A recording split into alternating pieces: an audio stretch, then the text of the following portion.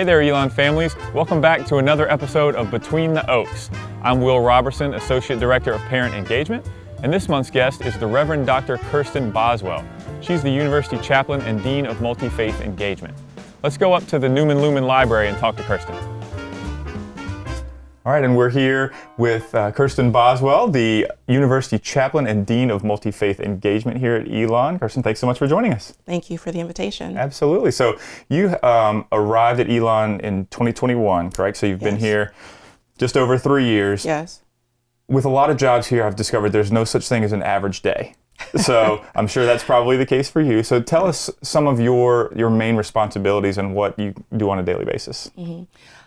So main responsibilities, I like to think of them in kind of two buckets, and those two buckets are the two aspects of my job title. So University Chaplain, those types of responsibilities include holding the community in times of crisis, supporting students, faculty, and staff in difficult times, but also in times of joy. Mm-hmm. Leaning into our traditions as a university, so helping to guide baccalaureate, for example, the celebration that we have for seniors just before they graduate, and kind of the culmination of their time at Elon. Of course, you know, those more ceremonial types of roles with the community in commencement and new student convocation, and of course, the other aspect of my job is the Dean of Multi-Faith Engagement work.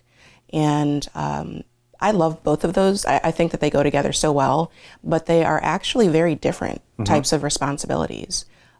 Dean of Multi-Faith Engagement work includes a lot of meetings with constituents from across campus, from various aspects of our community, to look at how we are engaging our priorities as a university as they pertain to diversity of religious, spiritual, ethical values and traditions within our student body, our faculty, and our staff. So looking at how we're engaging and evaluating where are the ways that we need to lean in more. What are things that we're doing really well, evaluating those things, looking at the ways that we can perhaps do better. So then when you look at those two aspects of my job and you think about that on a daily basis, my day can be anything and anything. Yeah. It could be a regular day, I'll say, which might include working with people in different identity centers, let's say across campus, or faculty or other areas of campus to help them to engage, see how they're engaging around multi-faith work, and look at how we as a university are including multi-faith work in our lean into inclusive excellence overall. So that could be one part of my day. There could be another part of my day where I'm sitting with students who might happen to wander in, to the Truett Center, needing advice, support, counsel, wanting to sit with someone, not just students, but also faculty and staff. So my day, one of the things that I love about it is that it can be anything and everything, and I just need to be prepared for all of it. Right, for sure. So I was doing a little research before we talked here today, and I read that when you were little, you wanted to be a nun. I did. So how did you end up in higher education? That's not a direct follow. It's not. So how did you end up kind of taking your role into higher education? Yeah. I think about the years of wanting to be a nun as a period where I knew that I was interested in this work of religion and spirituality, of faith, and of supporting people in that journey, and just not really having role models or guides as to how exactly to do that work. Yep. I was in Catholic school at certain points in my educational journey, and so I think that was how I looked to those role models as, okay, this feels like it calls to my soul. But then as I went to university and worked in the corporate world for some years after undergraduate, I began to see other ways of doing this work. And I developed and gained tremendous mentors along the way who helped to show me, this field of ministry and of chaplaincy. And I feel that it's a blessing that I found it, and I think that it's a good fit. Yeah. Well, so in the interactions that I've had with you, and then when I've seen you kind of in the public sphere, you always seem very calm and level-headed. But as you mentioned earlier, you are leaned on in times of crisis for individuals or for the university as a whole. So how do you maintain that calmness, or at least the appearance of that? If it's Yes, I'm not always calm. Right. No, I think that it's literally about practicing or trying my best to practice those things that I speak with others about.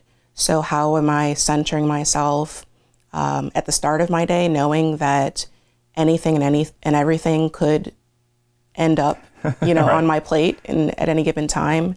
So remaining centered, remaining focused, thinking about why I'm here, why I feel that I was called to do this type of work, what I love about it. So just leaning into those things, leaning into my values, and remembering that, in moments of crisis and those heavy times that I'm really needed. And so I've got to be there, be present, be calm, be able to think on my feet and figure out the best ways to support people. Right. And you've worked at several other universities before you got here, MIT, University of Chicago, most recently Brown University before here. What have you found is different about Elon from the other places you've worked? Yes, I've been fortunate to work in some places where chaplaincy work is thriving and strong.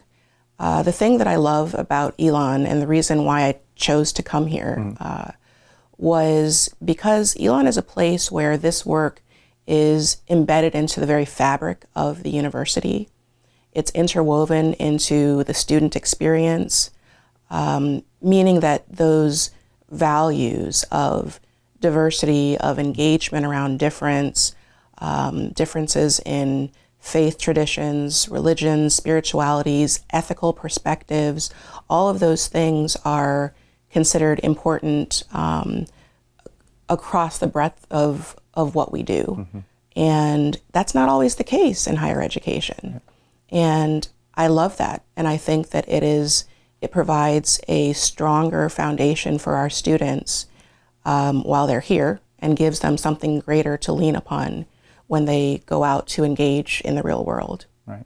And obviously working in higher education, education's important to you. Yes. And you just recently completed your PhD yourself, so congratulations on that. Thank you. Why did you make something like that, which is a very time-consuming thing, obviously while you're doing your full-time role as well? Why did you make that a priority for yourself to continue that education and get that PhD? Because it was something that I started. I started it years ago when my children were young, and I got involved in the chaplaincy work and wrapped up in it and called to it. And so it was something, finishing the PhD was something that I had put on hold for some time. But it's a big thing, and it's something that I felt like I had started, and so therefore I owed it to myself and to the community that has supported me to finish it. And also because I'm fortunate. I think I'm one of those rare people who still loves their PhD topic once they get to the end of it. Right. And I do, because it's about the work that I get to do every single day. It's about chaplaincy work, and it's about how we support students, on university campuses. And so it's something that I also wanted to continue the research on, and to make sure that I was up to date on all of the trends in higher education chaplaincy. So it seemed natural to want to finish the writing, and to help me to formulate my ideas and to get them on paper. And I'm glad that it's behind me. For sure, for sure. And you just mentioned your own kids. One of your daughters, Cheyenne, works here at the university as well. Yes, she does. So what does that mean to you and your family to work in the same place and be around each other and, kind of working for a common goal, working for the same place? Yes. I love it. Yeah. We always have things to talk about that are important to both of us and that are all part of a common goal. And that's really important. It's Elon is a tremendous environment. It's a wonderful place. It's a community unlike any other that I've been a part of in my career in higher education. And so I'm happy that one of my children gets to be a part of that, a part of making those dreams that students have when they come here come true. So it's a wonderful thing. Yeah. Really special. So last thing we got for you, one thing we always try to do with our guests here is get some recommendations. So when parents come to visit their students love to get off campus when their parents are around, whether it be to do something outside of campus or go eat or anything like that. Do you have any favorite spots in the several years you've worked here that that parents may not know about that you could recommend to them? Let's see. So great places to eat around campus.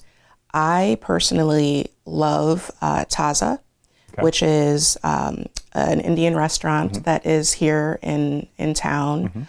There are some amazing Mexican restaurants, many of them. Simply Thai. Yeah. I love Simply Thai, so I highly recommend it.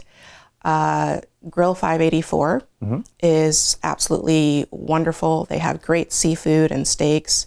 So there are a lot of places around campus to eat, and you really can't go wrong. Yeah, you just gotta. There's lots of chains too, so we always try to direct people away more to away the things that you chains, yes. right, to more of the local spots. There's plenty of good ones, like you said. Yes, so, there are. Good. Well, thank you so much, Reverend Dr. Boswell. If one of the parents that's watching this wants to get in touch with you or someone at the Truett Center, what's the best way for them to do that? The best way would be to go on the Elon website, and if they look up Truett Center, they can find our directory and all of the emails of my staff.